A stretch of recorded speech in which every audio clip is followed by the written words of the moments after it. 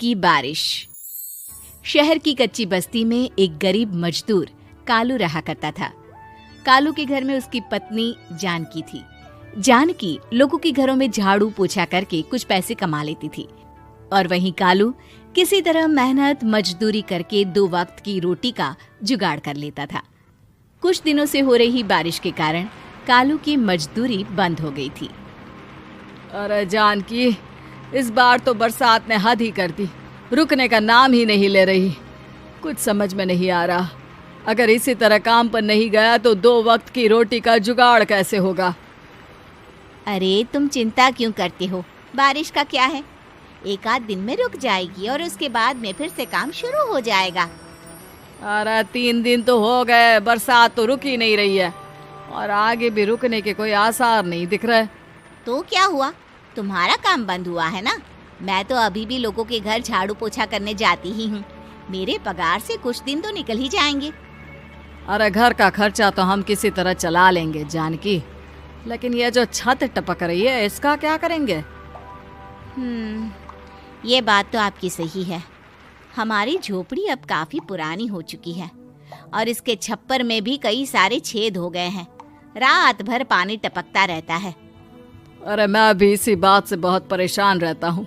कहीं किसी दिन ज्यादा बारिश आ गई तो हमारी झोपड़ी टूटकर बिखर ना जाए। राम राम राम, ऐसी अशुभ बातें क्यों करते हो? अरे ऐसा कुछ नहीं होने वाला। ये झोपड़ी ही तो हमारा सब कुछ है। अगर यही नहीं रही तो हम जाएंगे कहाँ? ठीक है जानकी, जब तुम्हारी पगार मिल जाएगी तो कुछ पैसे बचाकर झोपड़ी के छप्पर की मरम्मत करवा लेंगे। शायद हमारी परेशानी कुछ कम हो जाए। ठीक है जी, अब ना ज्यादा परेशान मत हो। ये लो, खाना खा लो और सो जाओ। सुबह मुझे भी जल्दी काम पर जाना है। जानकी और कालू अपनी झोपड़ी में सो गए। रात को अचानक से बहुत तेज बारिश शुरू हो गई।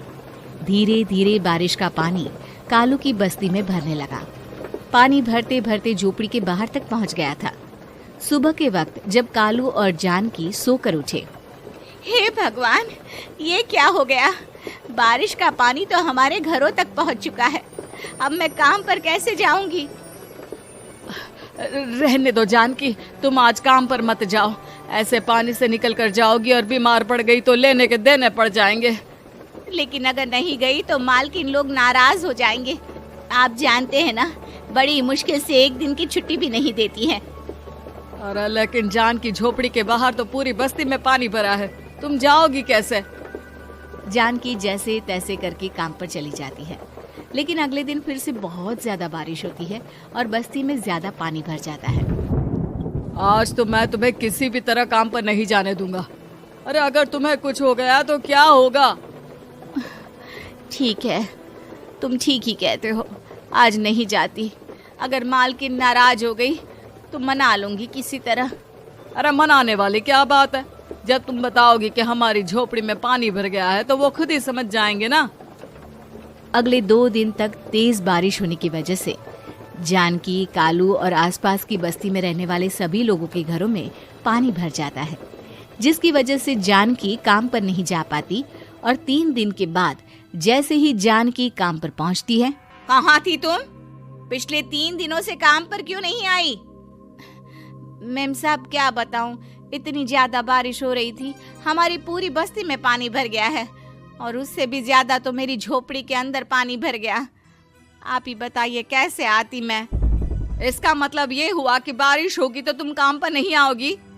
ना ना, मेरे कहने का ये मतलब नहीं था मेम साहब। तुम जानती भी हो 3 दिन से कितनी परेशानी हो रही है मुझे। सारा काम मुझे खुद करना पड़ा। माफ कर दीजिए मालकिन जी, पर मैं क्या करती, आने के लिए रास्ता ही नहीं था। सब जगह पानी भरा हुआ था। बहाने तो तुझे बहुत बनाने आते हैं। जानकी देख, अगर अगली बार ऐसा किया ना तो फिर काम से हमेशा के लिए छुट्टी। अरे ना ना मालकिन, ऐसा मत कीजिए। बारिश की वजह से मेरे पति की मजदूरी भी छूट गई है। बड़ी मुश्किल से घर में 2 वक्त खाने की रोटी का जुगाड़ हो पाता है। आप मुझे काम से निकाल देंगे तो हम क्या खाएंगे? अगर इतनी ही चिंता है तो फिर रोजाना काम पर आया करो। चलो अब जल्दी से जाकर घर का सारा काम करो। बारिश रुकने का नाम ही नहीं ले रही थी। पूरे शहर में बाढ़ जैसे हालात बन गए थे, लेकिन नौकरी जाने के डर से जानकी किसी तरह रोज काम पर जाती थी। एक दिन जब जानकी काम करके अपने घर लौट आई तो अचानक उसकी बस्ती में कुछ लोगों का शोर सुनाई दिया। अरे लगता है बाहर कुछ हुआ है, मैं जाकर देखता हूँ। हाँ, पता तो कीजिए, ये बस्ती में लोग इतना शोर क्यों कर रहे हैं? बाहर जाकर कालू ने एक आदमी से पूछा। अरे क्या हुआ भाई, इतना शोर क्यों मचा रहा है?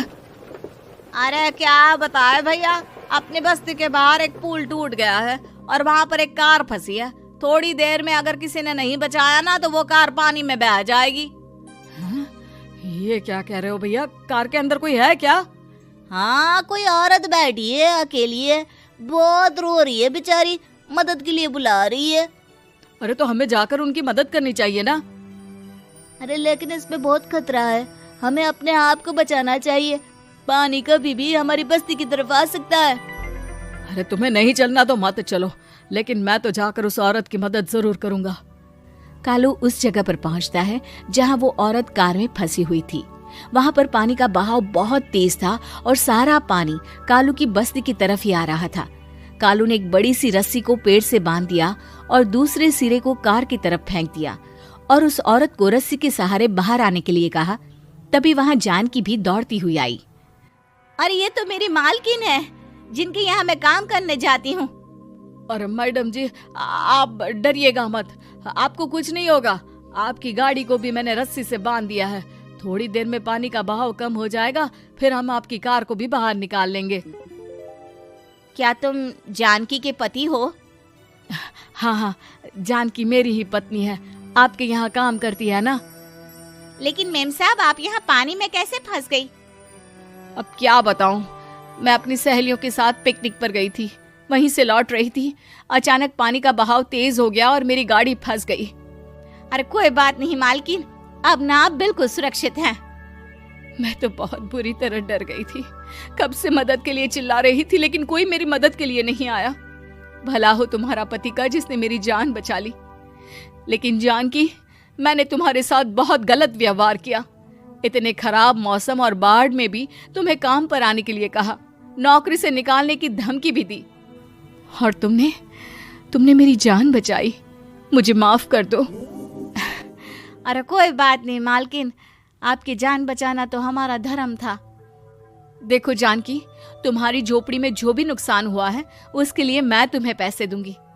आज तुम्हारे पति ने मेरी जान बचाई है और आज के बाद मैं तुम्हें कभी भी नौकरी से निकालने की धमकी नहीं दूंगी। आज मैं तुम्हारी परेशानी को अच्छी तरह समझ चुकी हूँ। हम जैसे पैसे वाले लोगों के लिए अपने घर में बैठकर बारिश का मजा लेना बहुत आसान है, लेकिन तुम गरीब लोगों के लिए बाढ़ और बारिश काफी परेशानी खड़ी कर देते हैं। ये बात मुझे आज अच्छी तरह समझ आ गई है। आपका बहुत बहुत धन्यवाद मालकिन।